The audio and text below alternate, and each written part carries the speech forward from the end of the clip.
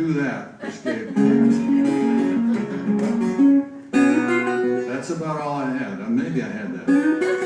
But it just went plunk over here and then plunk over there.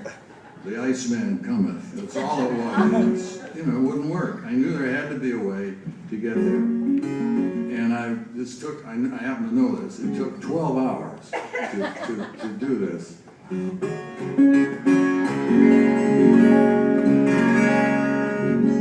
hours. This is what I do.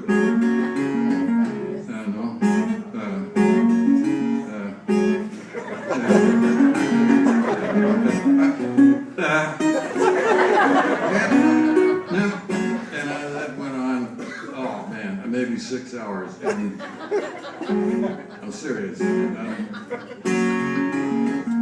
happened. If I hadn't yelled, I wouldn't have stopped. If I hadn't stopped, I wouldn't have even had a chance. What did happen, because I stopped, was I couldn't remember it.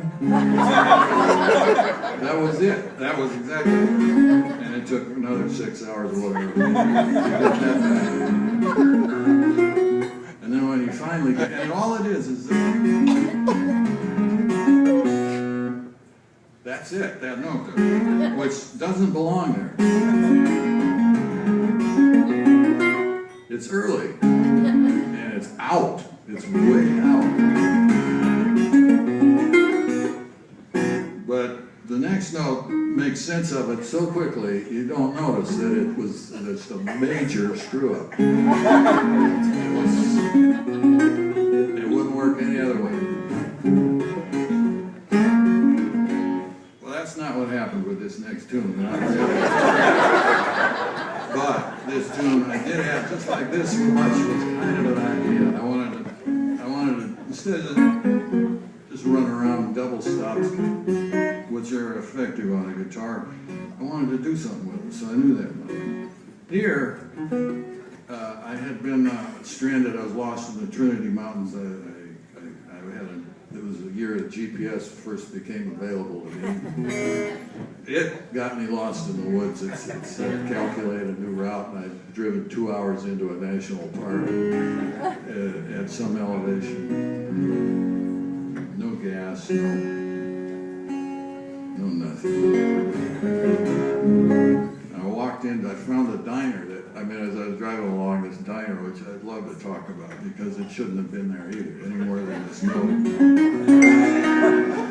It's like, that's what that note is. Wait a minute. No. Oh, relative to, no? More like that.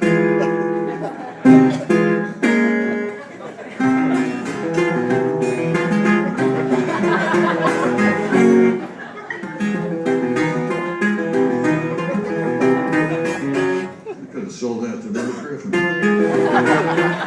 number 3, door number 2. The clock's ticking. You lose. Anyhow, here came this diner. I don't know why it was there, how it could have been there. It was very small. I walked in. A lot happened, but very little, if you know what I mean. Seeing as how I was lost, I'd been lost for a couple hours. Well, not for a couple hours. I didn't know I'd been lost for a couple hours. You have to know that you're lost to be lost. Have you ever noticed that?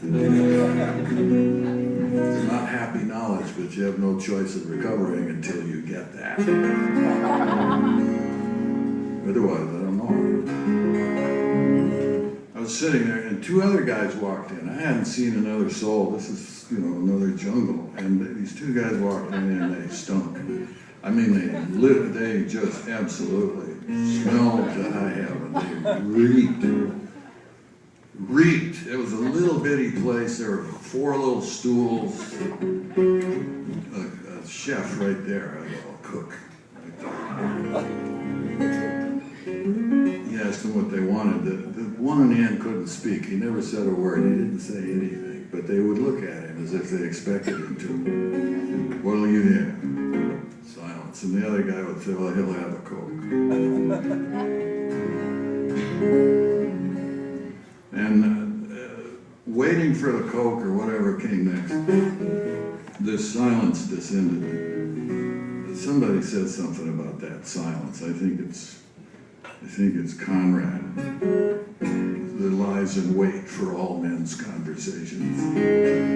But there were no men in this diner, I have to say that. We'd all been reduced to the protoplasm among the trees by our various circumstances. Theirs involving something that just stunk a lot.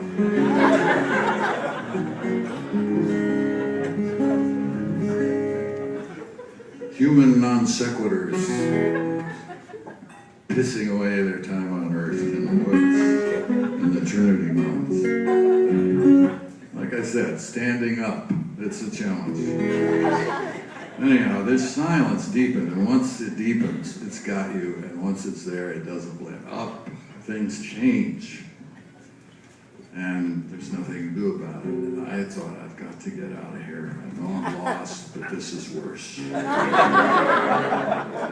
the guy in the end spoke, and he said, this is what he said, then, that's it.